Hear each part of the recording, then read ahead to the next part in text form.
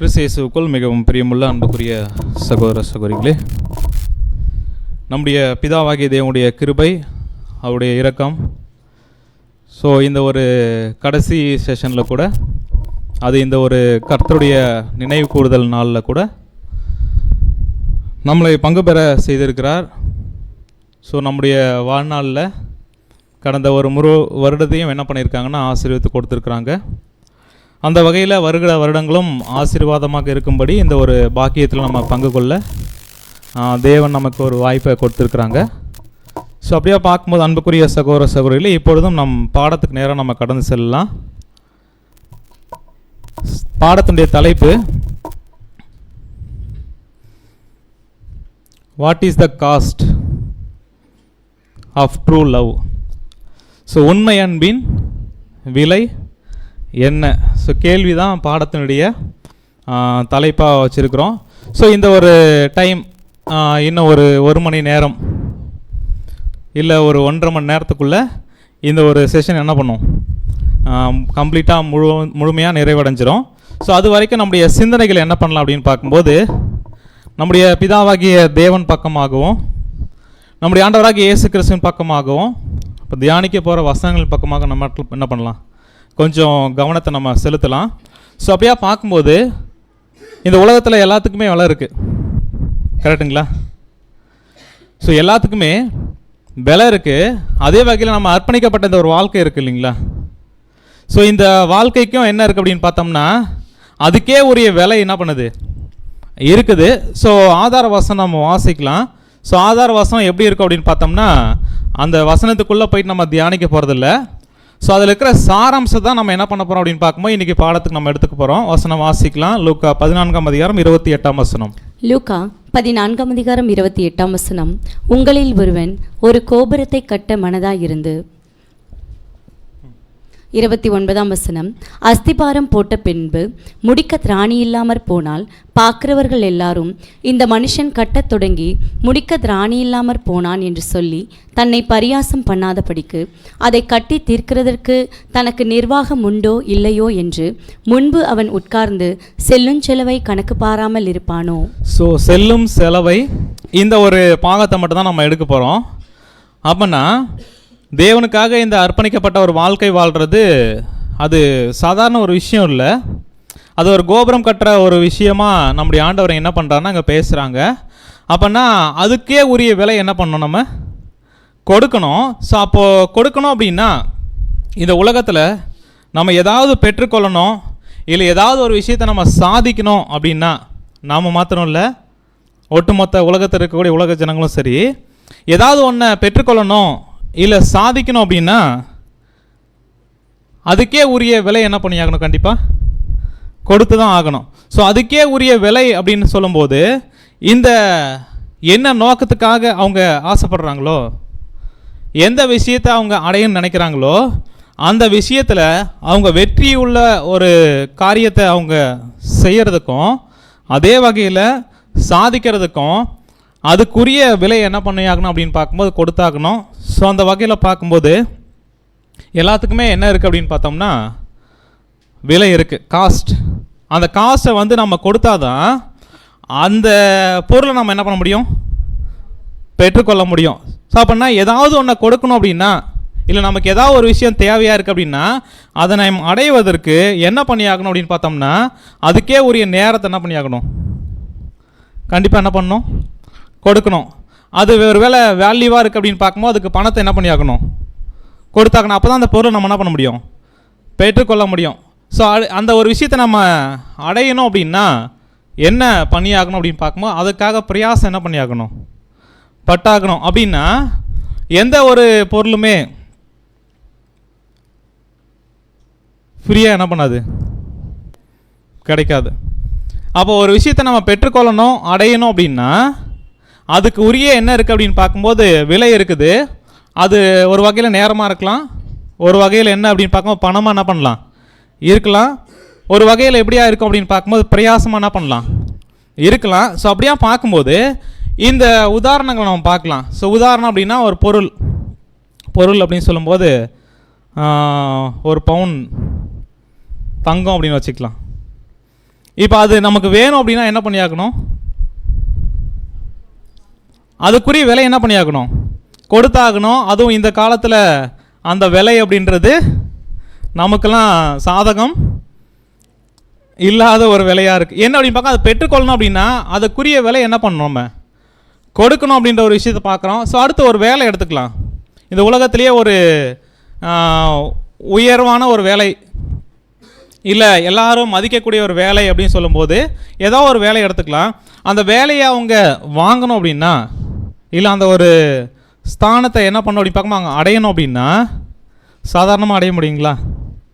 அப்போ அந்த ஒரு விஷயத்துக்காக என்ன பண்ணியாகணும் அப்படின்னு பார்க்கும்போது அதுக்குரிய விலை என்ன பண்ணியாகணும்? கொடுத்தா தான் அந்த ஒரு வேலைக்குள்ளே என்ன பண்ண முடியும் அப்படின்னு பார்த்தோம்னா அவங்க போக முடியும். ஸோ அப்படியா பார்க்கும்போது இன்றைக்கி உலகத்தில் தாங்க நினைக்கிற அந்த ஒரு பொசிஷனுக்கு வர்றதுக்காக ஜீவனையே கொடுத்து பிரயாசப்படுறவங்க என்ன பண்ணுறாங்க இருக்கிறாங்க. கரெக்டுங்களா? நம்ம பார்த்துருப்போம். ஒருவேளை நம்மளை கூட அப்படியே கூட என்ன பண்ணியிருக்கலாம், முன்னொரு காலத்தில் இருந்திருக்கலாம். ஸோ அப்படியா பார்க்கும்போது அன்புக்குரிய சகோதர சகோதரிகளே, அடுத்து வேலையை பார்க்குறோம். ஸோ அடுத்து என்ன பார்க்கலாம் அப்படின்னு பார்த்தோம்னா ஸ்தானங்கள், பொசிஷன். உதாரணத்துக்கு என்ன அப்படின்னு பார்க்கும்போது நல்ல ஒரு அப்பா அம்மா இருக்கணும் அப்படின்னா சாதாரணமாக இருந்தால் நல்ல அப்பா அம்மா இருக்க முடியும் பிள்ளைகளுக்கு அப்படின்னா அந்த ஒரு ஸ்தானம் இருக்குது. அந்த ஒரு ஸ்தானத்தை நம்ம சரியான விதத்தில் பயன்படுத்தணும் இல்லை தக்க வச்சுக்கணும் அப்படின்னா அதுக்கே உரிய சாக்ரிஃபைஸ் என்ன பண்ணியாகணும்? பெற்றோர்கள் பிள்ளைகளுக்காக பட வேண்டியிருக்கு. ஸோ அப்படின்னா இது ஏன் நம்ம பார்க்குறோம் அப்படின்னா ஒரு பேக்ரவுண்ட், இந்த பாடத்தினுடைய பின்னணியை தான் நம்ம என்ன பண்ணுறோம் அப்படின்னு பார்க்கும்போது பார்க்குறோம். ஸோ அப்போ ஸ்தானம் அப்படின்னா ஒரு கணவன் அப்படின்ற ஒரு ஸ்தானம் இருக்குது. நல்ல ஒரு கணவனாக இருக்கணும் அப்படின்னா அதுக்கே உரிய விலை என்ன பண்ணியாகணும்? அதாவது எல்லாரும் முன்னாடி பார்க்குறவங்க முன்னாடி நல்லவங்களாக இருக்கணும் அப்படின்றத விட தன்னுடைய மனைவி தன்னை ஒரு நல்ல ஒரு கணவனாக அந்த ஒரு ஸ்தானத்துக்கு மதிப்பு மரியாதை கொடுக்கணும் அப்படின்னா அந்த கணவன் அப்படின்ற அந்த ஸ்தானத்துக்குரிய விலை என்ன பண்ண ஒரு கொடுத்துதாகணும். சாதாரணமாக வாங்க முடியுமா? இல்லை சாதாரணமாக உணர வைக்க முடியுமா அப்படின்னு பார்த்தோம்னா இல்லை. ஸோ அடுத்தது மனைவி அப்படின்னா அந்த ஒரு ஸ்தானத்தை எனக்கு ஏற்ற துணை, நல்ல ஒரு அன்பான மனைவி அப்படின்ற ஒரு பெயர், அந்த ஒரு ஸ்தானத்தை வாங்கணும் அப்படின்னா ஏனோ தானோன்னு இருக்கிற மனைவி வாங்க முடியுமா? வாங்க முடியுங்களா?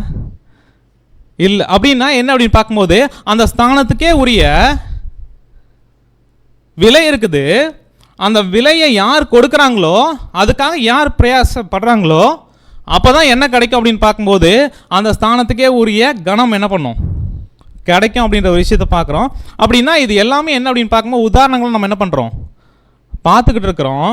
சரி, இப்போ நமக்குள்ளே என்ன பண்ணலாம்? இப்போது புது சிருஷ்டிகளுக்குள்ளே வந்துடலாம். இப்போ புது சிருஷ்டிகளாக இருக்க நமக்கு என்ன இலக்கு தேவன் வச்சுருக்கிறாங்க? புது சிருஷ்டிகளுக்கான இலக்கு என்ன? கிறிஸ்துவனுடைய சரீரத்துக்கு அங்கமாக என்ன பண்ணணும்? மாறணும். அதுதான் நமக்கான இலக்கா? அது சரீரத்தில் அங்கமாவோ தேவன் கொடுக்குற அந்த ஒரு ஆசீர்வாதத்தில் பங்கு பெறதோ அது என்ன அப்படின்னு பார்க்கும்போது நமக்கு கிடைக்கிற பிளஸ்ஸிங், ஆசீர்வாதம். சத்துருக்களை சிநேகிக்கணும். ஓகே, இலக்கு. ஸோ நமக்கான இலக்கு என்ன அப்படின்னு பார்க்கும்போது இந்த அன்பு அப்படின்ற ஒரு விஷயம். கரெக்டுங்களா? புது சிருஷ்டிகளாக தேவன் அழைச்சிருக்கிறாரு. நமக்குன்னு ஒரு இலக்கு இருக்கு. அந்த ஒரு காரியம் என்ன அப்படின்னு பார்க்கும்போது தேவன் எதிர்பார்க்குற அந்த அன்பு அப்படின்ற ஒரு விஷயம் நமக்குள்ளே போகிறோம். என்ன பண்ணணும்? வளரணும். அதுக்கு தகுதி உள்ளவங்க நம்ம என்ன பண்ணணும்? மாற்றணும். அப்படின்றது தான் தேவன் நம்மக்கிட்ட எதிர்பார்க்குறாங்க. ஸோ அப்படியா பார்க்கும்போது இப்போ நம்ம எல்லாருக்கிட்டையும் அன்பு இருக்குங்களா? இது பதில் இருக்கு. ஸோ இல்லைன்னு நம்ம என்ன பண்ண முடியாது, சொல்ல முடியாது. அப்படி அன்பு இருக்கிறதுனால தான் நம்ம உலகத்தை விட்டுட்டு நம்முடைய சொந்த பந்தங்களை விட்டுட்டு தேவ சித்தம் செய்யறதுக்காக என்ன பண்ணியிருக்கிறோம்? அர்ப்பணிச்சிருக்கிறோம். அப்போனா அன்பு நம்மக்கிட்ட இல்லைன்னா என்ன பண்ண முடியாது, சொல்ல முடியாது. என்ன ஒரு விஷயம் அப்படின்னு பார்த்தோம்னா இந்த அன்பில் அளவு இருக்குது. அது தேவன் எதிர்பார்க்குற ஒரு அளவு இருக்குது. அதுதான் என்ன அப்படின்னு பார்க்கும்போது அந்த பரிபூர்ணமான அன்பு அப்படின்ற ஒரு விஷயம். அப்போ பரிபூர்ணமான அன்பு நம்மக்கிட்ட இருக்கா, இல்லை அன்பில் வளர்ச்சி அடைஞ்சிட்டோம்னா கேட்டோம்னா என்ன பதில் சொல்லலாம்?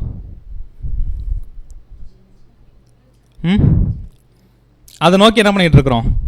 பிரயாணம் பண்ணியிருக்கிறோம். ஸோ பிரயாணப்பட்டுக்கிட்டு இருக்கிறோம். அப்படியே பார்க்கும்போது அன்புக்குரிய சகோதர சகோதரிகளே, இந்த பரிபூர்ணமான அன்பை தேவன் எதிர்பார்க்குற அந்த குணலட்சணத்தை நம்ம முழுமையாக அடையணும் அப்படின்னா அந்த அன்பை பெறதுக்கு அதுக்குன்னே உரிய விலை என்ன பண்ணணும்? கொடுத்தாக வேண்டும். ஸோ அதுதான் தேவன் நம்மக்கிட்ட என்ன பண்ணுறா அப்படின்னு பார்க்கும்போது எதிர்பார்க்குற ஒரு காரியமாக இருக்குது. ஸோ அப்படியே பார்க்கும்போது அன்பு நம்மக்கிட்ட இருக்குது. ஆனால் அதில் நம்ம என்ன பண்ணணும் அப்படின்னு பார்க்கும்போது இன்னும் வளரணும். அந்த அன்பை என்ன பண்ணணும் அப்படின்னு பார்க்கும்போது பெற்றுக்கொள்கிறதுக்கு பிரயாசம் என்ன பண்ணணும்? படணும். ஸோ அதுக்குரிய விலையை கொடுக்கும்போது நம்ம என்ன பண்ணலாம்? அந்த ஒரு லெவலை ரீச் ஆகலாம் அப்படின்ற ஒரு விஷயத்தை நம்ம என்ன பண்ணுறோன்னா பார்க்குறோம். ஸோ அப்படியே பார்க்கும்போது இப்போ ஒரு பொருள் நம்ம வந்து வாங்கிட்டோம். இப்போ அன்பு இருக்கான்னு கேட்டோம்னா நம்ம என்ன பண்ணுறோம் அப்படின்னு பார்க்கும்போது இருக்குன்னு சொன்னோம் இல்லைங்களா? அது உண்மை தான், அதில் மாற்றுக்கருத்தே இல்லை. ஆனால் அந்த அன்பை நம்ம தக்க வைத்துக் கொள்வதற்கு, அந்த அன்புக்கு பாத்திரவங்க நம்மளை தகுதிப்படுத்தணும் அப்படின்னாலே அதுக்கே உரிய விலை என்ன பண்ணணும்? நம்ம கொடுக்கணும். அப்போ அதுக்குரிய விலை கொடுக்கல அப்படின்னா என்னாகும்? விலை கொடுக்கலாம் என்னாகும்? சரி, உதாரணத்துக்கு என்ன அப்படின்னு பார்க்கும்போது ஒரு டியூவில் என்ன பண்ணிட்டோம் அப்படின்னு பார்த்தோம்னா பைக்கோ காரோ என்ன பண்ணிட்டோம்? வாங்கிட்டோம். ஸோ அந்த பொருள் நமக்கு வேணும்னு என்ன பண்ணிட்டோம்? வாங்கிட்டோம். இப்போ அந்த பொருள் நமக்கு சொந்தமாகணும் அப்படின்னா என்ன பண்ணி ஆகணும்? டியூ என்ன பண்ணணும் அப்படின்னு பார்க்கும்போது கட்டணும். சரி, கட்டலாம் என்னாகும்? ஸோ என்ன அப்படின்னு பார்க்கும்போது அன்புக்குரிய சகோதர சகோதரிகளே, இப்போ அன்பை நம்ம பெற்றிருக்கிறோம். அந்த அன்பில் நிலைத்திருக்கணும் அப்படின்னாலே அதுக்கே உரிய விலை என்ன பண்ணணும்? நம்ம கொடுக்க வேண்டி இருக்குது. அப்படி கொடுக்கப்படும் போது தான் அந்த பொருள் நமக்கு முழுமையாக என்ன பண்ணோம்? சொந்தமாக ஆகும் அப்படின்ற ஒரு விஷயத்தை பார்க்குறோம். ஸோ அப்படியே பார்க்கும்போது இந்த ஒரு விஷயத்தை நம்ம யாருக்கு ஒப்பிட்டு பார்க்க போகிறோம் அப்படின்னு பார்த்தோம்னா நம்முடைய பிதாவாகி தேவனுக்கு என்ன பண்ண போகிறோம்? ஒப்பிட்டு பார்க்க போகிறோம். ஸோ அப்படின்னா தேவன் எப்படி இருக்கிறார் அப்படின்னு வசனம் சொல்லுது அப்படின்னு பார்க்கும்போது தேவன் அன்பாகவே என்ன பண்ணுறாரு? இருக்கிறார். ஸோ இதில் எந்த மாற்று கருத்தும் இல்லை. ஏன் அப்படின்னு பார்க்கும்போது 4 குணலட்சணத்தில் ஒரு முக்கியமான குணலட்சணம் தேவனுக்கு என்ன அப்படின்னு பார்த்தோம்னா இந்த ஒரு அன்பு அப்படின்ற ஒரு விஷயத்தை பார்க்குறோம். அதுவும் எப்படிப்பட்ட அன்பு அப்படின்னு பார்த்தோம்னா ஒரு பரிபூர்ணமான அன்பு, அதே வகையில் உண்மையான அன்பு.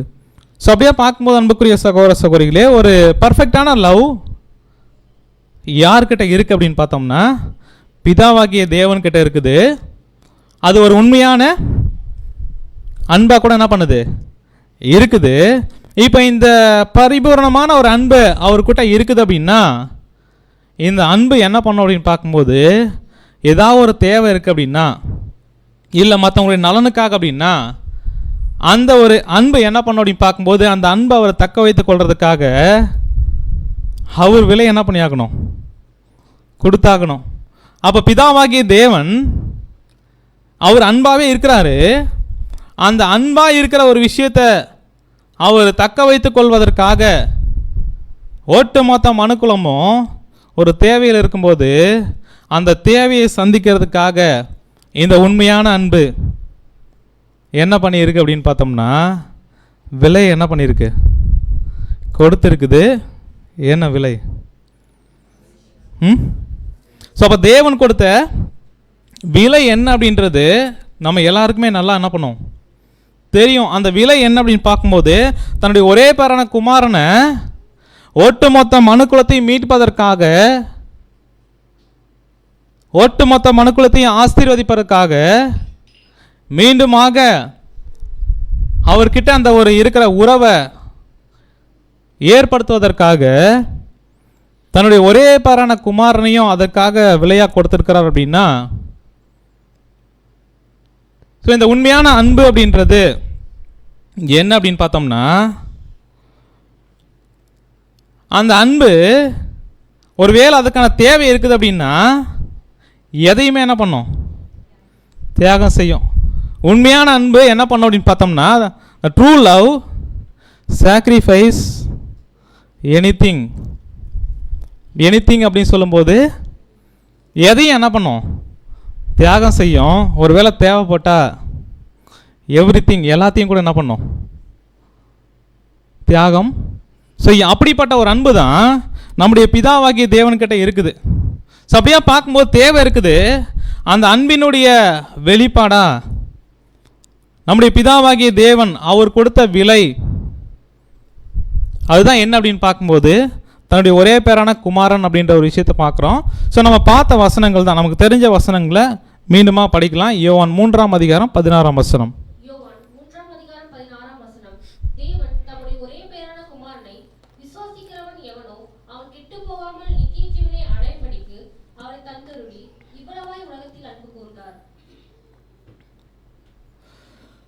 ஸோ அப்படியே பார்க்கும்போது அன்புக்குரிய சகோதர சகோதரிகளே, அந்த உண்மை அன்பினுடைய விலை, அவர் அந்த அன்பை தக்க வைத்துக் கொள்வதற்காக, அந்த அன்பு இருக்கிறதுனால அவர் என்ன பண்ணியிருக்கிறார் அப்படின்னு பார்த்தோம்னா, ஒட்டுமொத்த உலகத்துக்காகவும் தன்னுடைய ஒரே பேரான குமாரன் என்ன பண்ணியிருக்கிறார்? பலியா ஒப்பு கொடுத்துருக்கிறாரு. ஸோ இந்த ஒரு காரியத்தை நம்ம ஆர்சி பைபிளில் படிக்கும்போது எப்படியா இருக்குது அப்படின்னு பார்க்கும்போது படிக்கலாம் சிஸ்டர்.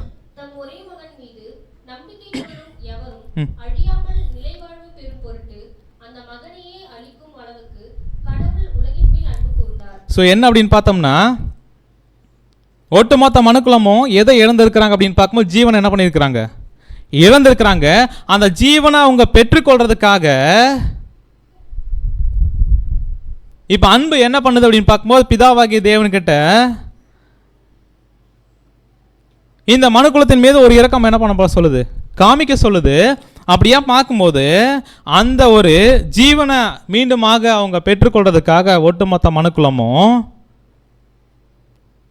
பிதாவாகிய தேவன் அந்த ஒரு அன்பை எப்படி நிரூபித்து காமிச்சிருக்கிறாராம் அப்படின்னு பார்த்தோம்னா, தன்னுடைய மகனையே அழிக்கும் அளவுக்கு என்ன பண்ணியிருக்கிறாருங்களா? உலகின் மேல் அன்பு என்ன பண்ணியிருக்கிறார். ஸோ தான் நம்ம பைபிளில் இருக்கிறது எப்படியா சொல்லப்பட்டிருக்கு அப்படின்னு பார்க்கும்போது, அந்த ஒரே பேரான குமாரனை அவரை தந்தருளி இவ்வளவா என்ன பண்ணியிருக்கிறார்? உலகத்தை அன்பு கூர்ந்திருக்கார். அப்படின்னா இப்போ தந்தருளி அன்பு கூர்ந்தார் அப்படின்ற ஒரு விஷயம் படிக்கும்போது எப்படி இருக்கு? சாதாரணமாக என்ன பண்ணுது? என்ன இந்த உலக ஜனங்களை மீட்கிறதுக்காக, ஜீவனை கொடுக்கறதுக்காக பிதாவாகிய தேவன் என்ன பண்ணிட்டாருங்களாம்? குமாரன் என்ன பண்ணியிருக்கிறாருன்னா பலியாக கொடுத்து ஒட்டுமொத்த ஜனங்களை என்ன பண்ணியிருக்கிறாரு? மீட்டிருக்கிறார் அப்படின்ற ஒரு விஷயம் படிக்கிறதுக்கு சாதாரணமாக இருக்கலாம். ஆனால் பிதாவாகிய தேவன் தன்னுடைய குமாரனை ஜீவ பலியாக ஒப்பு கொடுக்குற ஒரு விஷயம் அப்படின்றது சாதாரண ஒரு விஷயமா அவர் என்ன பண்ணல, பார்க்கல. அதுவும் எப்படி அப்படின்னு பார்க்கணும்னா வேதனையோட வலியோட தான் என்ன பண்ணியிருக்க அப்படின்னு பார்க்கும்போது அவருடைய உணர்வுகள் எந்த அளவுக்கு பாதிப்புக்குள்ளாக்கப்பட்டிருக்கணுமோ அந்த அளவுக்கு பாதிப்புக்குள்ளாக்கி தான் தன்னுடைய ஒரே பேரான குமாரனை பலி என்ன பண்ணியிருக்கிறாங்களா? ஒட்டுமொத்த மனுக்குலத்துக்காகவும் கொடுத்துருக்குறாங்களாம். அப்படின்னா இந்த மனுக்குலத்திற்காக தேவன் கொடுத்த விலை என்ன அப்படின்னு பார்த்தோம்னா, தன்னுடைய நேச குமாரன், ஒரே பேரான குமாரன் அப்படின்னு பார்க்கும்போது இந்த ஒரே பேரான குமாரன் இருக்கார்ல, நம்முடைய ஆண்டவராகிய இயேசு கிறிஸ்து, அவரை பலியாக கொடுத்துருக்கார் அப்படின்ற ஒரு விஷயம் நம்ம வசனத்தில் பார்த்துட்டோம். அப்போ பலியாக கொடுத்துருக்காரு அப்படின்னா அவர் எப்படிப்பட்டவர் அப்படின்றத பார்த்துட்டு அப்படிப்பட்டவரை தியாகம் பண்ணுறதுக்கு பிதா முடிவு பண்ணியிருக்கிறார் அப்படின்னா எவ்வளோ பெரிய அன்பு அவருக்குள்ளே இருக்குன்னு என்ன பண்ணலாம் நம்ம. அப்போன்னா உண்மை அன்பினுடைய விலை என்ன அப்படின்னு பார்க்கும்போது அந்த விலை நம்முடைய ஆண்டவராகிய இயேசு கிறிஸ்து அப்படின்ற ஒரு விஷயத்தை பார்க்கும்போது, சாதாரணமாக இயேசு கிறிஸ்து கொடுத்தார் அப்படின்ற ஒரு விஷயத்தை பார்க்கும்போது அதனுடைய ஆழங்களை நம்மளால் புரிஞ்சிக்கிறதுக்கு சிரமமாக இருக்குது.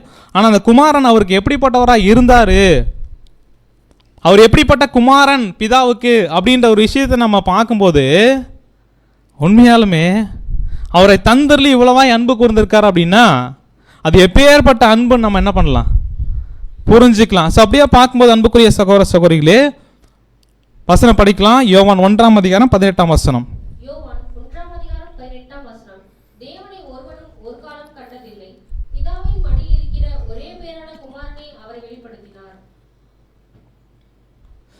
ஸோ நம்முடைய ஆண்டவராகிய இயேசு கிறிஸ்து பிதாவுக்கு அவர் எப்படிப்பட்ட குமாரன் அப்படின்னு பார்க்கும்போது முதலாவது ஒரு காரியம் என்ன அப்படின்னு பார்த்தோம்னா, அவர் ஒரே பேரானவர். ஆங்கிலத்தில் பார்க்கும்போது த ஒன்லி பிகாட்டன் சன், ஒரே ஒருத்தர் தான் அவர் குமாரன். அந்த ஒரே குமாரனை என்ன பண்ணியிருக்கிறாருன்னா பலியா என்ன பண்ணியிருக்கிறாருங்களா, கொடுத்துருக்கிறாரு. ஸோ அந்த குமாரன் எப்படிப்பட்டவரா அவருக்கு இருக்கிறார் அப்படின்னு பார்க்கும்போது அவருடைய மடியில் இருக்கக்கூடிய ஒரே பேரான குமாரன். ஸோ அவர் எப்படிப்பட்டவராக இருக்கிறார் அப்படின்னு பார்த்தோம்னா ஒரே பேரானவராக இருக்கிறாரு. The only begotten Sun. அவருக்கு வேற குமாரர்கள்லாம் இல்லை. ஏன் அப்படின்னு பார்க்கும்போது அவருடைய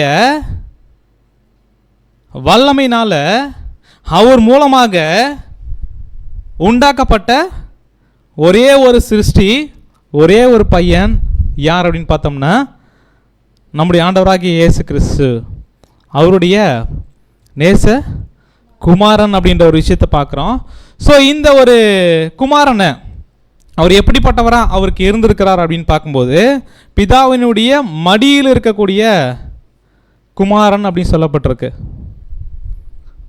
கரெக்டுங்களா?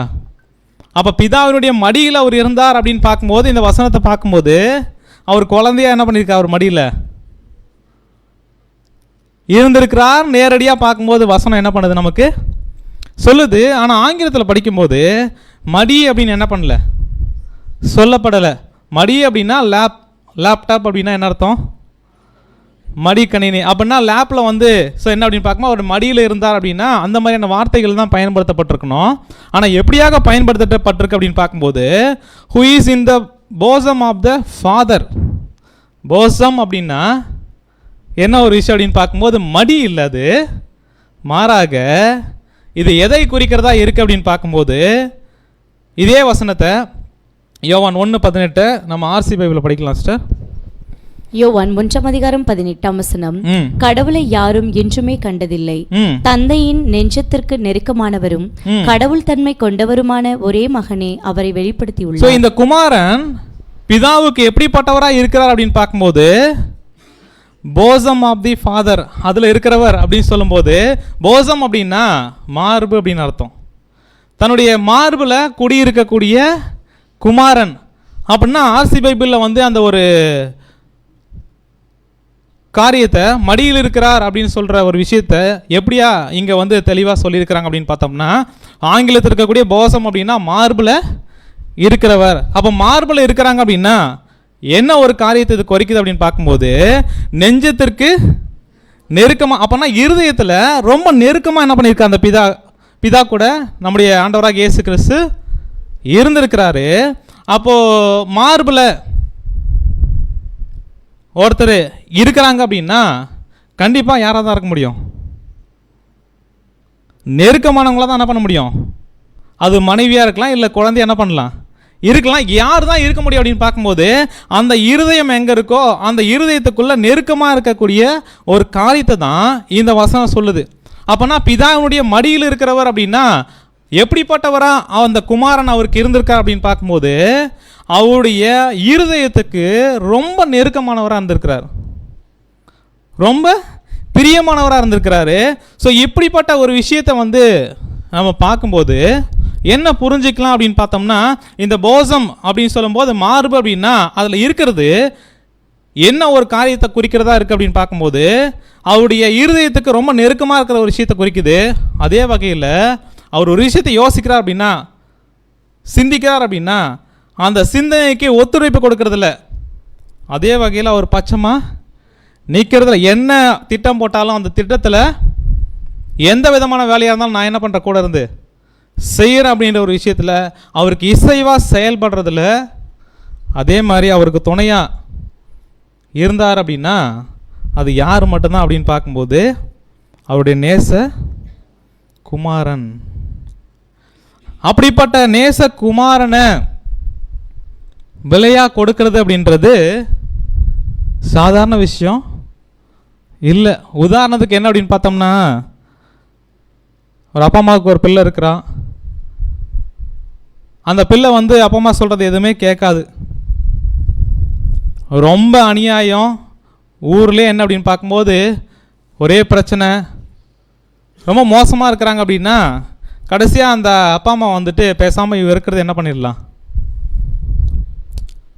செத்து போயிடலாம்.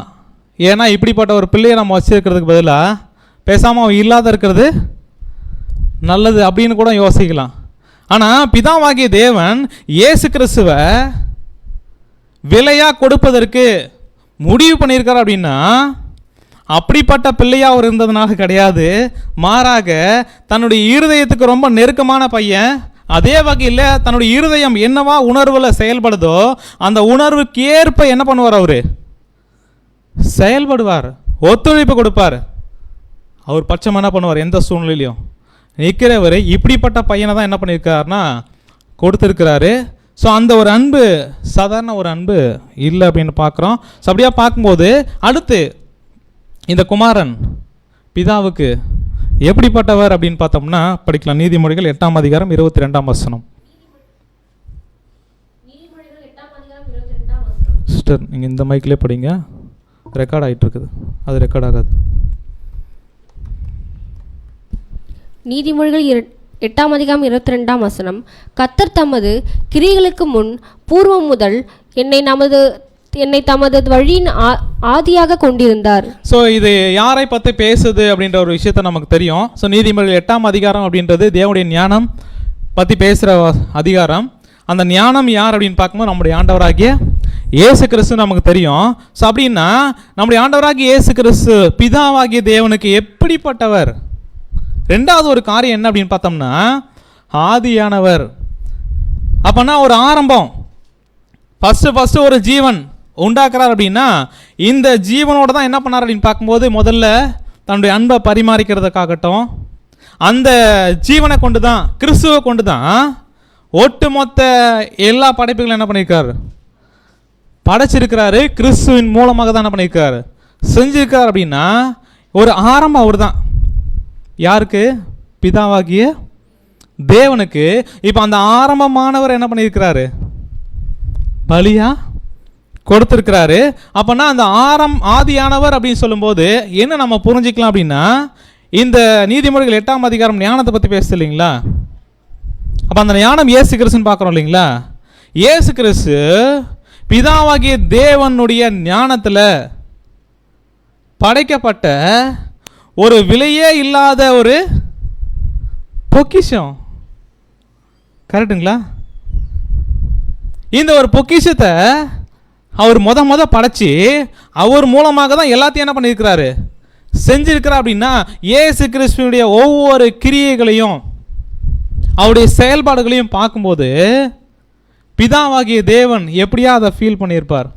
அதுதான் என்ன குறிக்குது அப்படின்னு பார்த்தோம்னா நீதிமொழிகள் 8:30ஆம் வசனம் படிக்கலாம். நீதிமொழிகள் 8ஆம் அதிகாரம் 30ஆம் வசனம். நான் அவர் அருகே செல்ல பிள்ளையா இருந்தேன், நித்தம் அவருடைய மன மகிழ்ச்சியா இருந்து எப்பொழுதும் அவர் சமூகத்தில் களி கூர்ந்தேன். ஸோ இந்த ஒரு ஆதியா இருக்கிற அவரு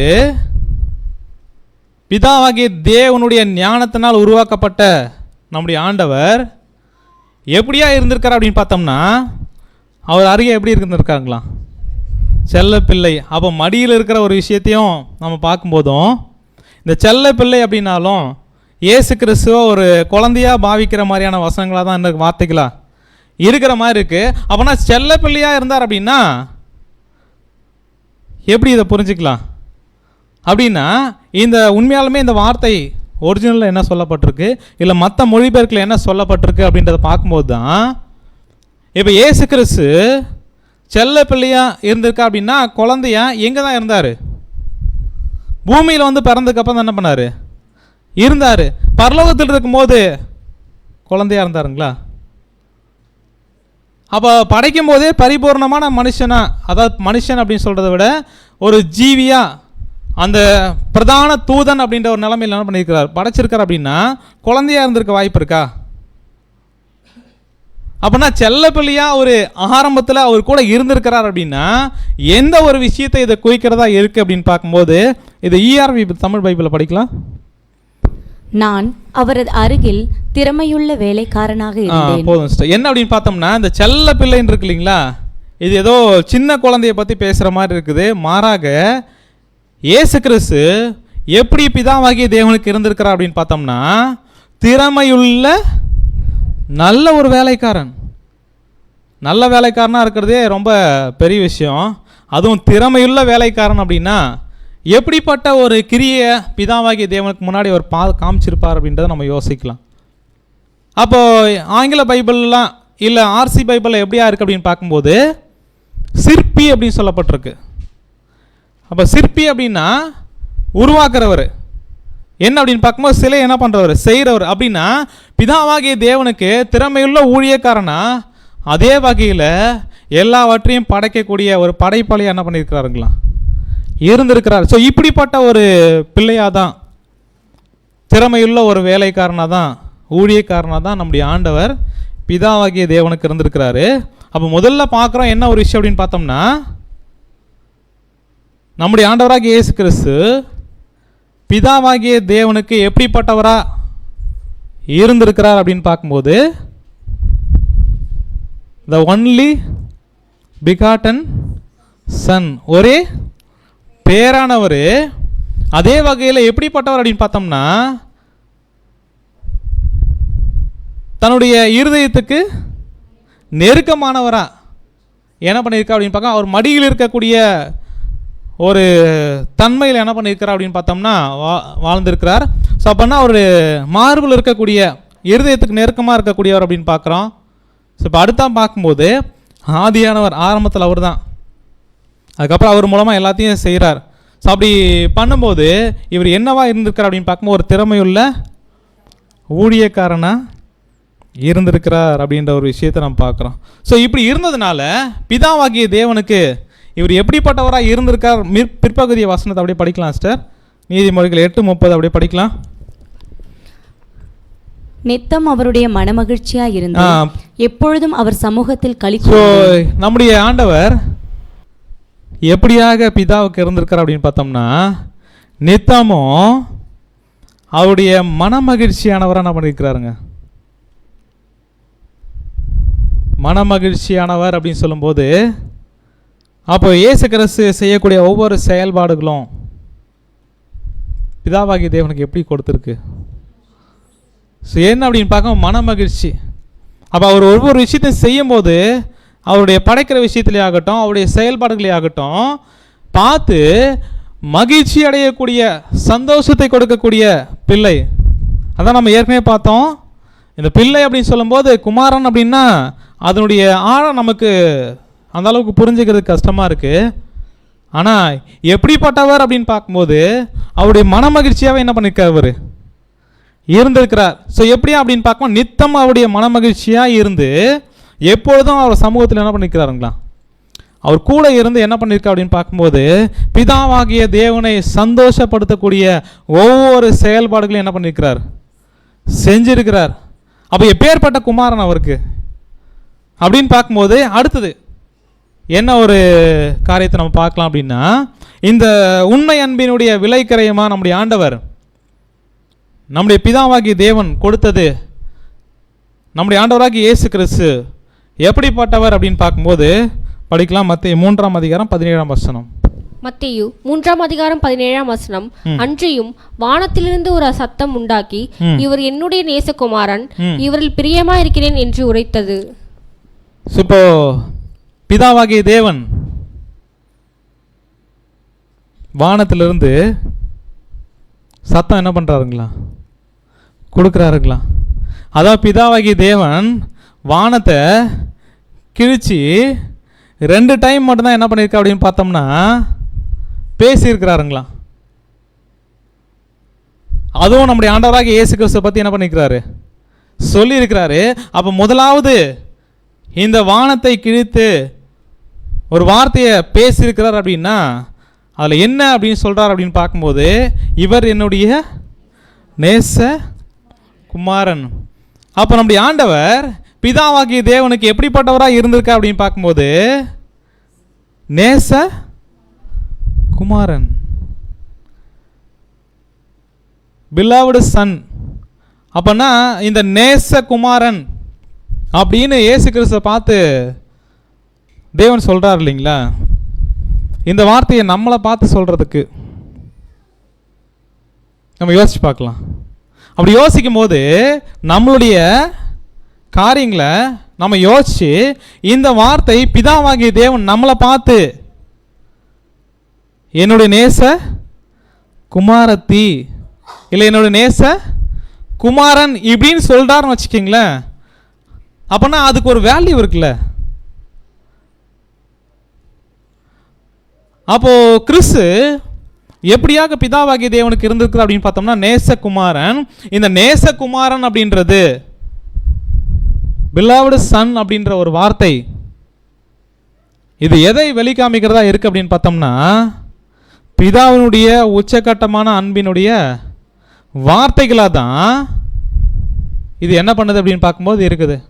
அப்போ இவர் என்னுடைய நேசகுமாரன், இவரில் நான் எப்படி இருக்கிறேன், பிரியமாக இருக்கிறேன் அப்படின்னு சொல்லியிருக்கிறார்னா இந்த குமாரன் எப்படியா இருந்திருக்கிறார் அவருக்கு அப்படின்னு பார்க்கும்போது ஒரு நேசகுமாரனா என்ன பண்ணியிருக்காருனா இருக்கிறாரு.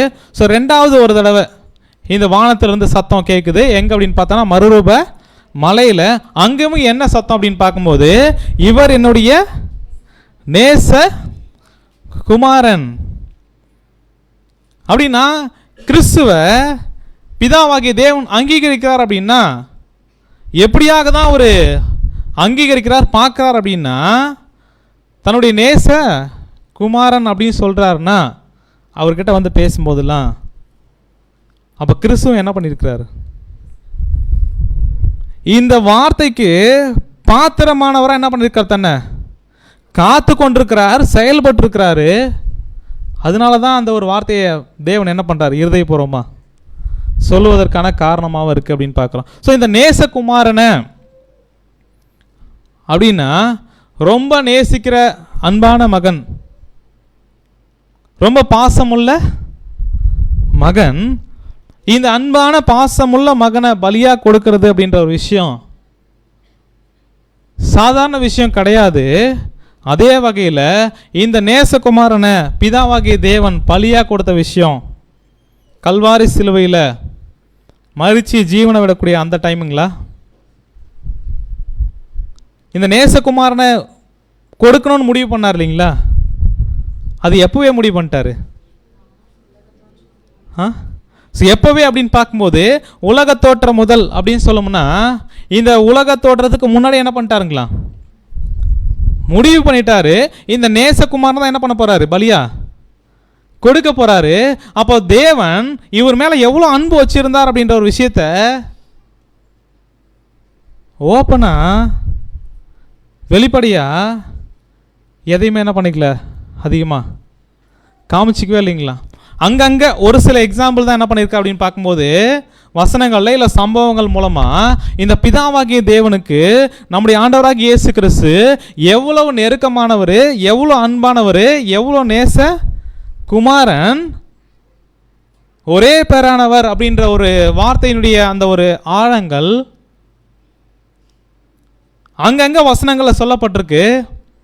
அதே வகையில் ஒரு சில உதாரணங்கள் மூலமாக என்ன பண்ணியிருக்கார் தேவன் அதை வெளிக்காமிச்சிருக்கிறாருங்களா. அதாவது என்ன அப்படின்னு பார்க்கும்போது தான் எப்படிப்பட்ட உணர்வுக்குள்ளே இல்லை கஷ்டத்துக்குள்ளே இல்லை வேதனையின் மத்தியில் குமாரனை கொடுத்தேன் அப்படின்றத ஓப்பனாக என்ன பண்ணல தேவன்,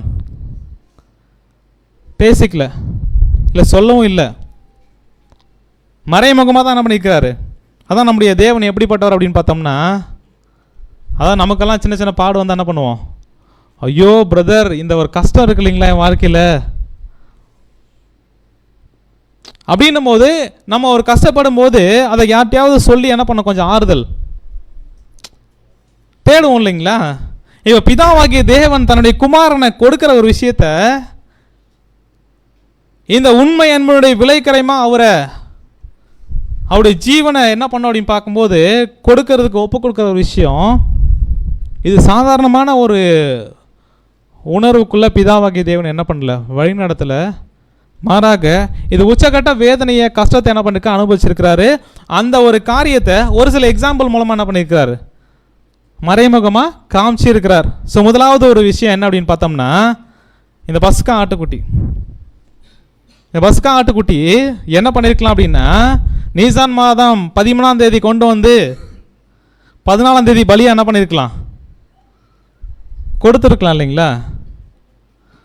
அப்போ 10ஆம் தேதியே தெரிஞ்சுக்கிட்டு 4 நாள் வந்து வீட்டில் வச்சுருக்கணும் அந்த ஆட்டுக்குட்டியை, அதுவும் 1 வயசு. எப்படி இருக்கும் பார்க்குறதுக்கு, குட்டியாக இருக்கும், ரொம்ப அழகாக இருக்கும், பார்த்து கொஞ்சம் மாதிரி என்ன பண்ணோம் இருக்கும். அன்பு என்ன பண்ணுவோம், அப்படியே அந்த குடும்பத்தில் இருக்க எல்லாருமே அந்த ஆடை என்ன பண்ணுவாங்க, அந்த ஒரு 4 நாள் என்ன பண்ணியிருப்பாங்க, வீட்டுக்குள்ளேயே வச்சு பராமரிச்சிருக்கிறாங்க. அப்படின்னா அந்த குடும்பத்தில் ஒரு ஆடாவே இது என்ன பண்ணியிருக்கோம், ஒரு ஆளாகவே மாறி இருக்கும். அந்த அளவுக்கு என்ன பண்ணியிருப்பாங்கன்னா அன்பு காமிச்சிருப்பாங்க. இப்படி அன்பு காமிச்சு பாசமாக வளர்த்த பராமரித்த அந்த ஆடு என்ன பண்ணோம், நீசான் மாதம் 14ஆம் தேதி சாயங்காலம் என்ன பண்ணோம், கழுத்தை என்ன பண்ணோம், அறுக்கணும். ரத்தத்தை என்ன பண்ணோம், எடுக்கணும். அதுக்கப்புறம் அது மாம்சத்தை என்ன பண்ணணும், நெருப்பில் சுடணும். அதோட கொடூரம் என்ன அப்படின்னு பார்த்தோம்னா, அந்த ஆட்டை என்ன பண்ணோம், இவங்களே என்ன பண்ணோம். இந்த ஒரு சூழ்நிலை நம்ம யோசிச்சு பார்க்கலாம். நம்ம வீட்டில் அநேகர் இந்த ஒரு ஃபீலிங்ஸை கூட என்ன பண்ணியிருக்கலாம். நம்ம வீட்டில் பாசமாக வளர்க்குற அந்த கோழியோ இல்லை ஆடோ இருக்குன்னு வச்சுக்கிங்களேன், அந்த அளவுக்கு ஒரு குடும்பத்தில் ஒரு நபராகவே அந்த ஒரு ஜீவன் இருக்குது அப்படின்னா, அந்த ஜீவனை வந்து அடித்து சாப்பிடும்போது மனசு என்ன பண்ணா தெரியுங்களா, வராது. ஆனால் ஜீவன் கிடைக்கும்னா என்ன பண்ணி ஆகணும்,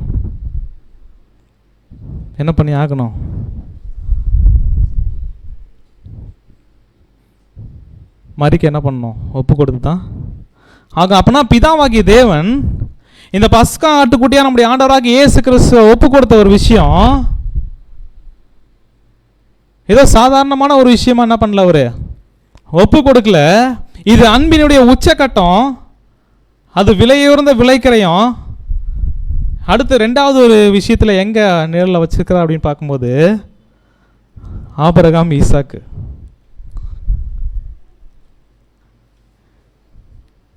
இந்த ஈசாக்கை என்ன பண்ண அப்படின்னு பார்க்கும்போது, நீ என்ன பண்ணணும், பலியா செலுத்தணும் அப்படின்னு சொல்லும்போது, நான் காமிக்கிற அந்த ஒரு மலையில் என்ன பண்ணணும்னா பலியாக கொடுக்கணும்.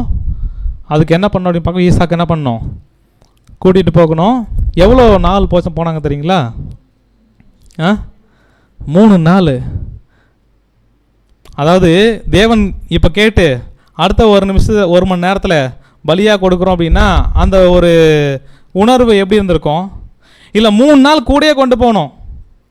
அதுவும் எப்படிப்பட்ட ஒரு மகன் அப்படின்றத இப்போ பிதாவாகிய தேவன் இப்போ சொல்கிறார் இல்லைங்களா, ஆபிரகாம் கிட்ட ஈசாக்க போய் பலியாக கொடுன்னு சொல்லலை, மாறாக எப்படியா சொல்லியிருக்கிறா அப்படின்னு பார்க்கும்போது படிக்கலாம். ஆதியாகமம் 22:2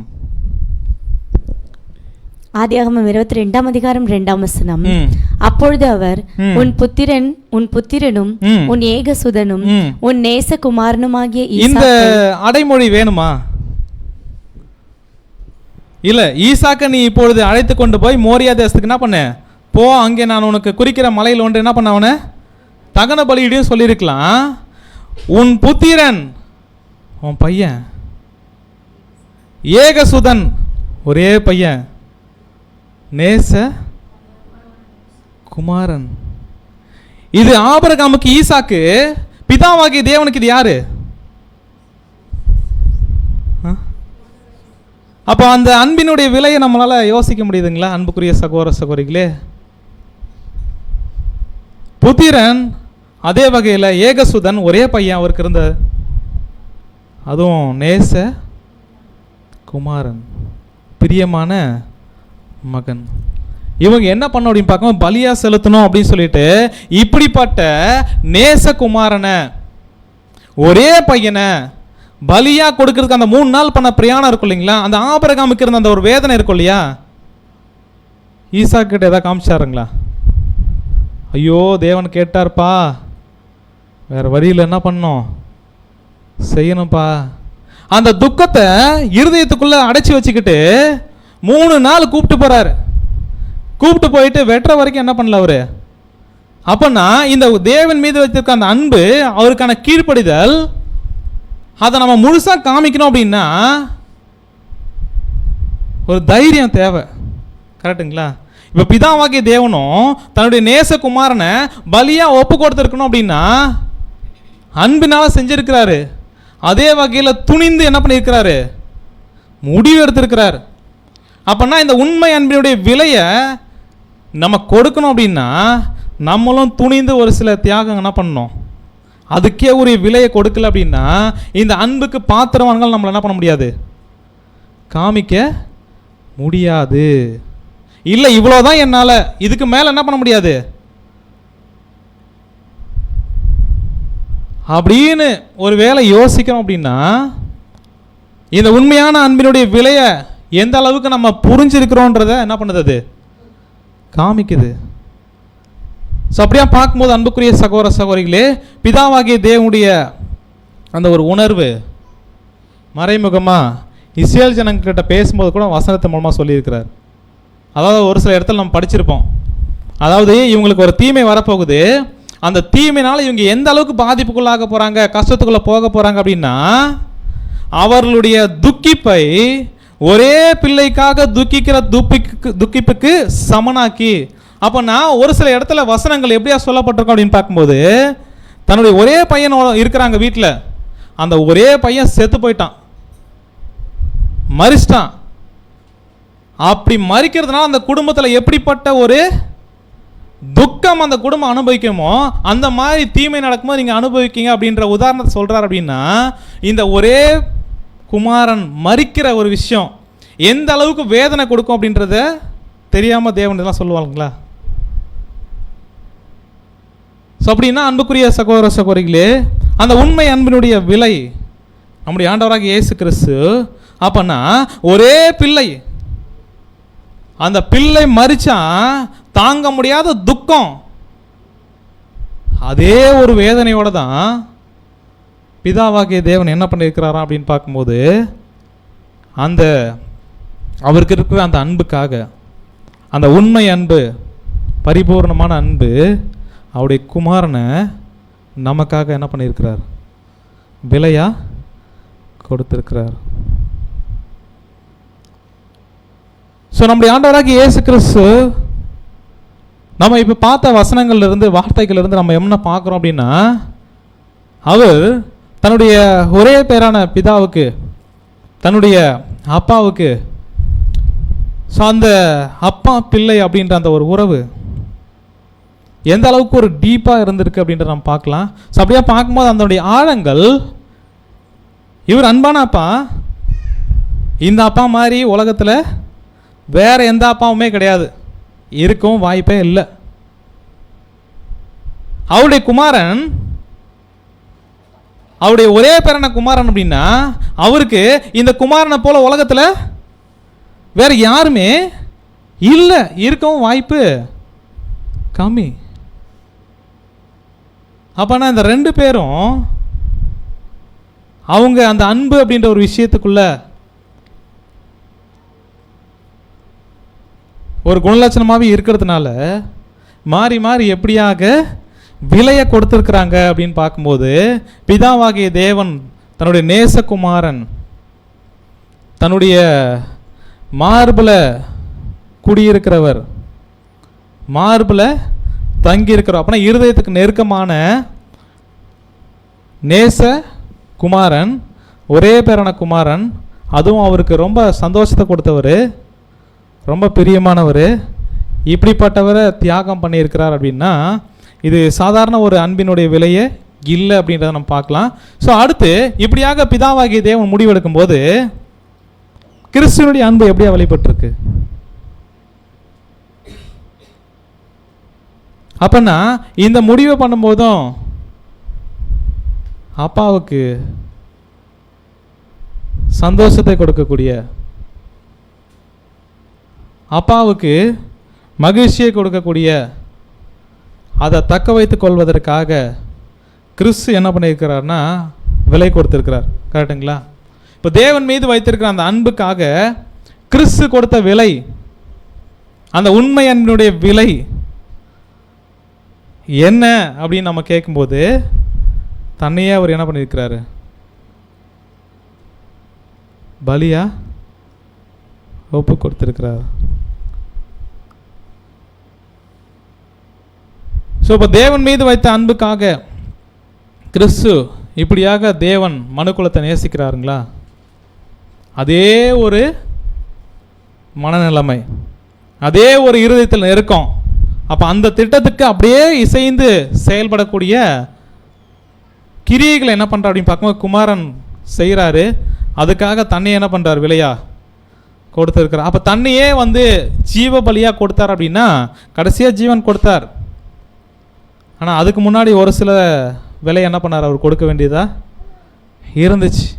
என்னென்ன விலையெல்லாம் அவர் கொடுத்தார், என்னென்ன தியாகங்கள் அவர் செஞ்சார் அப்படின்னு பார்க்கும்போது, ஆதியானவராக இருந்தார் இல்லைங்களா, பிதாவினுடைய ஒரே குமாரன், அவர் தான் என்ன அப்படின்னு பார்க்க பிதாவுக்கு எல்லாமே என்ன பண்ணார், இருந்தார். அப்போ ரெண்டு பேருக்குள்ள ஒரு இனிமையான அந்த ஒரு உறவு இருந்திருக்கும்ல, அந்த உறவை இழந்து தான் பூமிக்கு என்ன பண்ணார், வந்திருந்தார். கரெக்டுங்களா? என்னதான் வந்து என்ன அப்படின்னு பார்க்கும்போது அவர் பரலோகத்தில் இருந்தார், இவர் பூமியில் இருந்தாரும், இவர் தொடர்புக்குள்ளே தான் என்ன பண்ணார், இருந்தார். இந்த ஒரு காரியத்தை நம்ம புரிஞ்சுக்கணும் அப்படின்னா, இப்போது நம்ம வீட்டில் பசங்க இருக்கிறாங்க, ரொம்ப அன்பான நெருக்கமாக என்ன பண்ணுறோம், இருக்கிறோம். இப்போ நம்முடைய பிள்ளையை வந்து படிக்க வைக்கிறதுக்காக தூர தேசத்துக்கு ஹாஸ்டலுக்கு அனுப்பி விடுறோம். இப்போது சாதாரணமாக அனுப்பி விட்ருவோமா, பரவாயில்ல, எங்கே இருந்தாலும் என்ன பண்ணுற, ஃபோன் பேசிக்கலாம். அதுக்கப்புறம் என்ன அப்படின்னு பார்க்கும்போது இப்போல்லாம் வீடியோ கால் அப்படின்னு இருந்தாலும், தன்னை விட்டு தூரம் போகும்போது அந்த பிள்ளைக்கும் அப்பா அம்மாவுக்கும் என்ன இருக்கும், கண்டிப்பாக இருக்குமா? அப்போனா ஒரு பரலோகத்தை விட்டு பூமிக்கு வந்திருக்கிறாருன்னா இது ரொம்ப பக்கத்துலைங்களா? ஸோ அப்படியே பார்க்கும்போது என்ன அப்படின்னு பார்த்தோம்னா, அந்த இனிமையான உறவுக்குள்ளே இருந்துட்டு பூமிக்கு வந்திருக்கக்கூடிய அந்த தியாகத்தை என்ன பண்ணியிருக்காருன்னா செஞ்சுருக்கிறாரு. அடுத்து இந்த பரலோகத்தில் அவருக்குன்னு ஒரு மகிமை இருந்துச்சுல்ல, பிரதான தூதன் அப்படின்ற அந்த மகிமை, அந்த தூதன் நிலைமை அப்படின்றது மனுஷங்களுக்கு மேலான ஒரு நிலைமை. அதில் பிரதான தூதன் அப்படின்னா அதுவும் பிதாவாகிய தேவனுடைய நேரடியாக படைக்கப்பட்ட படைப்பு, த ஒன்லி பிகாட்டன் சன் அப்படின்ற போது அதனுடைய மகிமையை என்ன பண்ண வேண்டியதாக இருந்தது, இழக்க வேண்டியதாக இருந்துச்சு. அடுத்து பரலோகத்தில் குடும்பம் இருந்திருக்குல்ல உங்களுக்கு, பிதா, அதுக்கப்புறம் இயேசு கிறிஸ்து, அதுக்கப்புறம் தூதர்கள், இவங்க எல்லாம் ஒரு குடும்பம் இருந்துங்கள்ல. இப்போ அதையும் என்ன பண்ணியிருக்காரு, விட்டுட்டு பூமிக்கு வர வேண்டிய தியாகத்தை என்ன பண்ணியிருக்கிறார், செஞ்சிருக்கிறார். அப்படி செஞ்சதுனால தான் இவ்வளோ பெரிய விலையை என்ன பண்ண முடிச்சு, அவளால் கொடுக்க முடிஞ்சது அப்படின்னு பார்க்குறோம். ஸோ இந்த ஒரு காரியத்தை நம்ம புரிஞ்சுக்கிறதுக்கு இப்போ நம்ம எல்லாருமே இங்கே என்ன பண்ணுறோம் அப்படின்னு பார்க்கும்போது, பாண்டிச்சேரி சபையில் என்ன பண்ணுறோம், ஐக்கியமாக சகோதர சகோதரிகளா, அதுவும் ஒரு அன்பான சபை, அன்பான சகோதர சகோதரிகள். திடீர்னு இங்கேருந்து நம்ம வந்து என்ன பண்ணுறோம் அப்படின்னு பார்க்கும்போது சூழ்நிலை நிமித்தமாக பக்கத்தில் இருக்கிற கடலூருக்கு போயிட்டோம். கடலூர் எங்கே இருக்குது, பக்கத்தில் தான் இருக்குது. அதுக்கப்புறம் என்ன அப்படின்னு பார்க்க வார வாரம் ஐக்கியப்படுறதுக்கான ஒரு வாய்ப்பை என்ன பண்ணல, இல்லை. அப்படின்னும் போது நமக்குள்ளே ஒரு ஃபீலிங் வரும்ல, ஐயோ என்னுடைய எக்லீஷாவை என்ன பண்ணுறோம், மிஸ் பண்ணுறேனே, என்னுடைய சகோதர சகோதரிகள் என்ன பண்ண முடியல என்னால், என்ன தான் ஞாயிற்றுக்கிழமை வந்துட்டு போனாலும் வாரக்கூடகி வர முடியலன்னு வச்சுக்கோங்க. இப்போ என்ன ஒரு விஷயம் அப்படின்னு பார்க்கும்போது, இந்த ஒரு உறவில் சந்தோஷமாக இருந்துட்டு அதை விட்டு பிரிஞ்சு வேற ஒரு இடத்துக்கு போகிறோம் அப்படின்னா கண்டிப்பாக என்ன பண்ணும், அது வலியை கொடுக்கும். அந்த வலியை கூட என்ன பண்ணியிருக்கிறாரு, கிறிஸ்து தியாகம் பண்ணியிருக்கிறார். அடுத்து நல்ல பெயர், பிதாவாகிய தேவன்கிட்ட எப்பேற்பட்ட நல்ல பெயர்லாம் வாங்கினார். நேசகுமாரன், பிரியமான மகன்,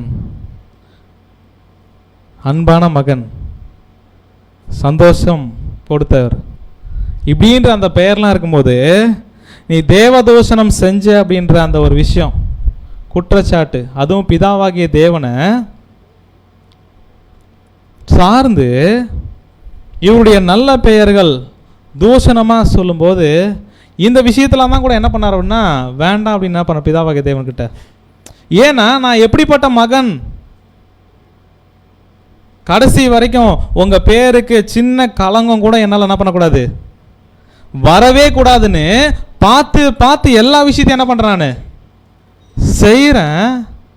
ஆனால் உங்களையே அவமதித்தவராக என்ன பண்ணுறாங்க, அவமதிக்கிற ஒரு விஷயம், தேவதோஷனம் அப்படின்ற ஒரு குற்றச்சாட்டை என்ன பண்ண முடியாது, என்னால் தாங்க முடியாதுன்னு கேட்குறாரு. ஆனால் அதுக்கும் பிதா என்ன பண்ணிட்டாரு, நோ அப்படின்ட்டார். கடன் தானே பண்ணோம்.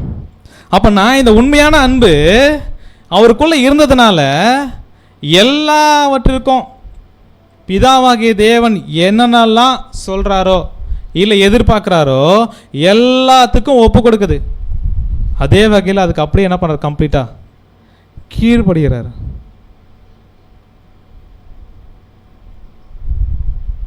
ஸோ உண்மையான அன்பு இருந்துச்சு அப்படின்னா என்ன பண்ணும் அப்படின்னு பார்க்கும்போது அது சூழ்நிலை என்ன பண்ணாது, காரணம் சொல்லாது, இல்லை சாதகம் இல்லாது, இல்லை இது அதிகம், இல்லை இவ்வளோதான் அப்படின்லாம் என்ன பண்ணாது. எவ்வளோ தேவன் எதிர்பார்க்குறாரோ, எந்த அளவுக்கு எக்ஸ்ட்ரீமாக நம்மக்கிட்ட தேவன் எதிர்பார்க்குறாரோ அந்த அளவுக்கு ஒப்பு கொடுக்கறது, அந்த அளவுக்கு ஒரு கீழ்ப்படுதலை என்ன பண்ண அப்படின்னு பார்க்கும்போது உண்மையாலுமே அந்த அன்பு இருக்குது அப்படின்னா அந்த உண்மை அன்பு அது விலையை கொடுக்கும். அது என்ன விலையாக இருக்கும் அப்படின்னு பார்க்கும்போது நம்மளையே முழுசாக கொடுக்குற விலையாக இருக்கும். ஸோ அப்படியா பார்க்கும்போது இந்த அன்பு அப்படின்னு சொல்லும்போது அந்த அன்பை பற்றி 1 கொரிந்தியரில் நம்ம படிக்கிறோம் 13ஆம் அதிகாரம். சகலத்தையும் தாங்கும், சகலத்தையும் சகிக்கும்,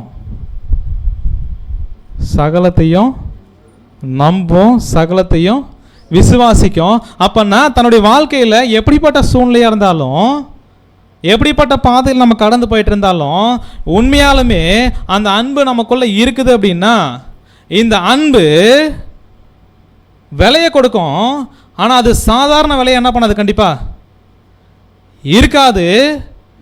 அதனுடைய விலை கண்டிப்பாக நம்முடைய ஜீவனானால் என்ன பண்ணும், கொடுக்கும். தேவை இருக்குது அப்படின்னா அதுக்காக ஜீவனையும் இந்த உலகத்திலலாம் கூட உனக்காக நான் என்ன பண்ணுவேன், உயிரையே கொடுப்பேன்னு சொல்லுவாங்கள்ல டயலாக்லாம். அதெல்லாம் வெறும் டயலாக் தான். என்ன அப்படின்னு பார்க்கும்போது இந்த உண்மை அன்பு இருந்துச்சு அப்படின்னா அதை நடைமுறையில் செயல்படுத்தி யார் காமிச்சிருக்கிறார், நம்முடைய ஆண்டவராக இயேசு கிறிஸ்து காமிச்சிருக்கிறாரு. பிதாவாகிய தேவனும் அவரை இழந்து இவ்வளவா என்ன பண்ணியிருக்கார், அன்பு கூர்ந்திருக்கிறார். அப்படின்னா இப்படிப்பட்டவங்களோட நம்ம பரலோகத்தில் இருக்க போகிறோம். இப்படிப்பட்டவங்களோட நம்ம சதா காலத்துக்கு என்ன பண்ண போகிறோம் அப்படின்னு பார்க்கும்போது ஒன்றா குடும்பமாக பரலோக அந்த ஒரு தெய்வீக குடும்பத்தில் அங்கமாக போகிறோம். அப்படின்னா இந்த உண்மை அன்புக்காக நம்ம பெற்றுக்கொள்ளணும். அதே வகையில் அதை இழந்து போகக்கூடாது. அப்படின்னா என்ன விலையாக கொடுக்கலாம்,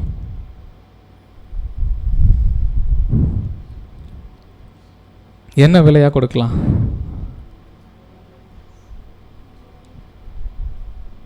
ஸோ ஒருவேளை உண்மை அன்பு இருக்குது அப்படின்னா நம்ம ஏற்கனவே பார்த்த மாதிரி இது எல்லாத்தையும் என்ன பண்ணும், கொடுக்கும்.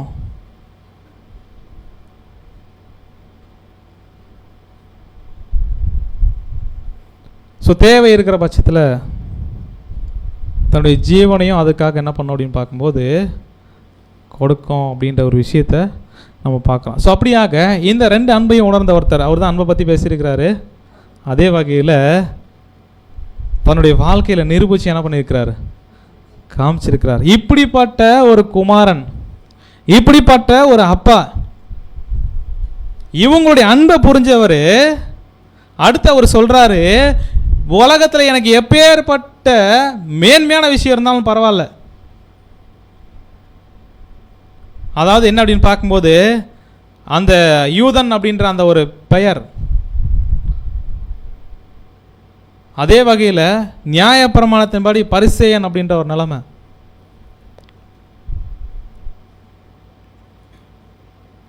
அவருக்கு இருந்த அந்த ஒரு சொத்து, அவருக்கு இருந்த அந்த ஒரு ஞானம், இந்த உண்மை அன்புக்கு முன்னாடி எல்லாமே குப்பையுமாகவும் தூசுமாகவும் எண்ணப்படுவதற்கு என்ன காரணமாக இருந்திருக்கும்? அப்படியா பார்க்கும்போது அன்புக்குரிய சகோதர சகோதரிகளே, எனக்கு என்ன மேன்மை வேணாலும் இந்த உலகத்தில் இதுக்கு முன்னாடி கொடுத்துருக்கலாம், இதுக்கு முன்னாடி கிடைக்கிறதுக்கான வாய்ப்புகள் இருக்கலாம். அது எல்லாமே இந்த கிறிஸ்துவனுடைய அன்பையும் தேவனுடைய அன்புக்கும் முன்னாடி என்னென்னலாம் லாபம் நான் நினச்சி ஓடிக்கிட்டு இருக்கணும் எல்லாமே கிறிஸ்துவுக்காக நஷ்டம்.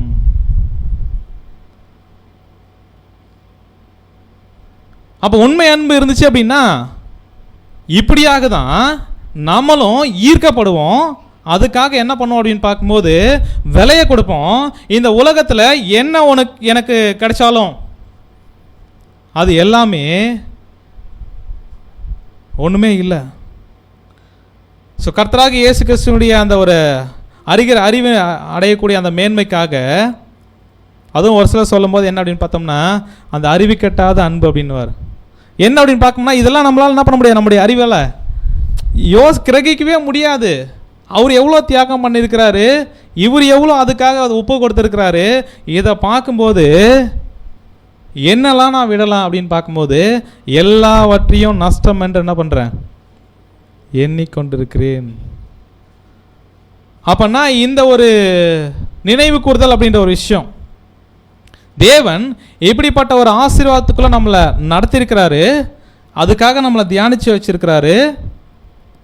என்ன நோக்கம் அப்படின்னு பார்த்தோம்னா இதனுடைய ஆழம் அப்படின்ற ஒரு விஷயத்த நம்ம நல்லா புரிஞ்சுக்கிட்டோம் அப்படின்னா இந்த அப்பத்துலேயும் அந்த பாத்திரத்துலேயும் பங்கு கொள்ளுகிற நான் அதுக்கு தகுதியுடையவன் அப்படின்ற ஒரு விஷயம் எதின் அடிப்படையில் நிரூபணம் ஆகும் அப்படின்னு பார்த்தோம்னா, இதுக்கு முன்னாடி நான் எப்படிப்பட்ட ஒரு வாழ்க்கை வாழ்ந்திருக்கிறேன், இதுக்கப்புறம் எப்படி வாழ போகிறேன், இது எல்லாமே என்னுடைய வாழ்க்கையில் பிரதானமான நோக்கமாக நான் அன்பு கூறுறேன் அப்படின்னா முதல்ல தேவன், கிறிஸ்து.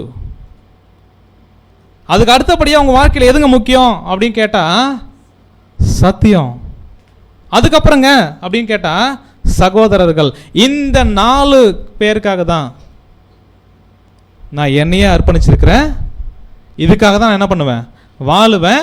இதை நான் இந்த அப்பத்திலையும் பாத்திரத்திலையும் பானம் பண்ணி ஒவ்வொரு நாளும் ஜீவ பலியா இந்த 4 பேருக்காக என்ன பண்ண போறேன், நான் கொடுக்க போறேன். அப்ப இந்த அன்பினுடைய விலை நம்மளையே தியாக பலியா ஒப்பு கொடுக்கிறது, நம்மளையே பலியாகிறது. எதுக்காக அப்படின்னு பார்த்தோம்னா தேவனுக்காகவும் கிறிஸ்துவுக்காகவும் சத்தியத்துக்காகவும் சகோதரர்களுக்காகவும். ஒருவேளை இந்த 4 விஷயத்தை விட உலகத்தில் எனக்கு வேற விஷயங்கள் ரொம்ப பிரியம், ரொம்ப முக்கியம் அப்படின்னு வாழக்கூடிய ஒரு வாழ்க்கை, அது நமக்கு பிடிச்ச பாவமாக கூட இருக்கலாம். தேவனுக்கு எதிராக செயல்படக்கூடிய கீழ்ப்படியாமல் கூட இருக்கலாம். அதை பற்றி மட்டும் பேசல. நியாயமான ஆசைகள், அதுக்கு கண்டிப்பாக அதுக்கு நாம தான் சொந்தக்காரங்க அப்படின்ற ஒரு விஷயம் இருந்தாலும் அது வேணாம் அப்படின்னு ஒதுக்கி வச்சுட்டு இந்த 4 விஷயம்தான் என்னுடைய வாழ்க்கையில் முக்கியம் அப்படின்னு யார் உணர்றாங்களோ அப்படிப்பட்டவங்களுக்கு தான் இந்த ஒரு பாக்கியத்தில் பங்கு கொள்றதுக்கான உரிமையை பிதாவாகிய தேவனும் கிறிஸ்துவும் கொடுத்துருக்குறாங்க. ஸோ அது எந்த அளவுக்கு நம்ம உணர்ந்திருக்கிறோம் அப்படின்றது இல்லை பிரதர், இது முழுசாக நான் அதனுடைய பாக்கியத்தை இன்னும் நான் அதுக்கு ஏற்ற மாதிரி வாழலை, இல்லை நான் புரிஞ்சிக்கல அப்படின்னா ஒவ்வொரு மெமோரியில் நம்ம பங்கு கொள்ளும் போதும் இதனுடைய ஆழங்கள், இதனுடைய சாராம்சம் நமக்கு புரிஞ்சிருந்தது அப்படின்னா, நம்ம பாத்திரவங்களாக பங்கெடுக்கிறோம் அப்படின்னா இந்த 4 விஷயங்கள் தான் நம்ம வாழ்க்கையில் முக்கியமாக இருக்கும். இதை தவிர்த்து வேற எந்த விஷயம் நம்மளை மயக்கிறபடியாக இந்த உலகம் நம்மளை இழுத்தாலும், இல்லை நம்முடைய மாம்சம் வஞ்சித்தாலும், இல்லை சாத்தான் எதிராக செயல்பட்டாலும் இதை நோக்கி ஓடினவங்களாக தான் நம்ம என்ன பண்ணோம் அப்படின்னு பார்க்கும்போது இருப்போம். ஸோ அப்படிப்பட்ட ஜீவியம் ஜீவிக்கிறவர்களுக்காக வைக்கப்பட்ட இந்த ஒரு ஆசீர்வாதம் கிறிஸ்துனுடைய மரணத்தை நினைவு கூறக்கூடிய இந்த ஸ்லாக்கியம். ஸோ அநேக விஷயத்தை நம்ம நினைவு கூர்ந்திருக்கிறோம், தியானிச்சிருக்கிறோம். ஸோ நம்ம ஒருவேளை இந்த 4 விஷயம் வாழ்க்கையில் முக்கியமான இது வரைக்கும் என்ன பண்ணல பிரதர், பார்த்துருக்குறேன், ஆனால் என்ன பண்ணல, அந்த அளவுக்கு முக்கியம் என்ன பண்ணல நினைக்கல அப்படின்னா தேவன்கிட்ட என்ன பண்ணலாம், தேவனே இந்த உண்மை அன்பினுடைய விலையை நான் உணர்ந்திருக்கிறேன். ஸோ அப்படியாக அதுக்கே உரிய அந்த உண்மை அன்பு என்கிட்ட இருக்குது, அதுக்கு விலையாக நான் என்ன பண்ணுறேன் அப்படின்னு பார்க்கும்போது நீங்கள் எதிர்பார்க்குற ஜீவியத்தை நான் ஜீவிக்கிறேன் அப்படின்ற அந்த உணர்வோட நம்ம பங்கு கொள்ளும்போது தேவன் என்ன பண்ணுவார் அப்படின்னு பார்க்கும்போது அதுக்கே உரிய ஆசீர்வாதத்தை என்ன பண்ணுவார், நமக்கு வருகிற நாட்களில் நம்முடைய வாழ்க்கையில் பார்க்கலாம். கண்டிப்பாக அது ஒரு பூமிக்குரிய ஆசீர்வாதமாக இருக்க போகிறது இல்லை, மாறாக அது ஆவிக்குரிய ஆசீர்வாதம், ஆவிக்குரிய நன்மைகள். நம்ம வாழ்க்கையில் ஒரு ஆவிக்குரிய ஒரு புதுப்பித்தல் நடக்கும், ஒரு புத்துணர்ச்சி, ரெஃப்ரெஷ்மெண்ட் நம்ம என்ன பண்ணலாம், இதில் பங்கு கொள்ளும்போது என்ன பண்ணலாம் அப்படின்னு பார்க்க நமக்குள்ளே கிடைக்கும். ஸோ அப்படியாக கிறிஸ்துவனுடைய மரணத்தினுடைய சாயலில் நம்ம இணைக்கப்பட்ட ஒரு வாழ்க்கை வாழ்கிறோம் அப்படின்னா அதுக்கே ஒரு ஆசீர்வாதமாக, மகிமையில் அவருடைய சரீரங்கமாக, மனவாட்டியாக என்ன பண்ணலாம். ஸோ அந்த ஆளுகையிலையும் நமக்கு என்ன இருக்கும் அப்படின்னு பார்க்கும்போது வாய்ப்புகள் இருக்கும். ஸோ அப்படிப்பட்ட பாக்கியம் நம்ம வாழ்க்கையில் நடக்கணும் அப்படின்னா அப்படிப்பட்ட உணர்வு நமக்கு தேவை அப்படின்ற ஒரு விஷயத்தையும் இந்த பாடத்தின் மூலம் நம்ம பார்க்குறோம். ஸோ பொறுமையோட கேட்டவங்களை தேவன் தாமே ஆசீர்வதித்து வழிநடத்துவாராக. ஆமென்.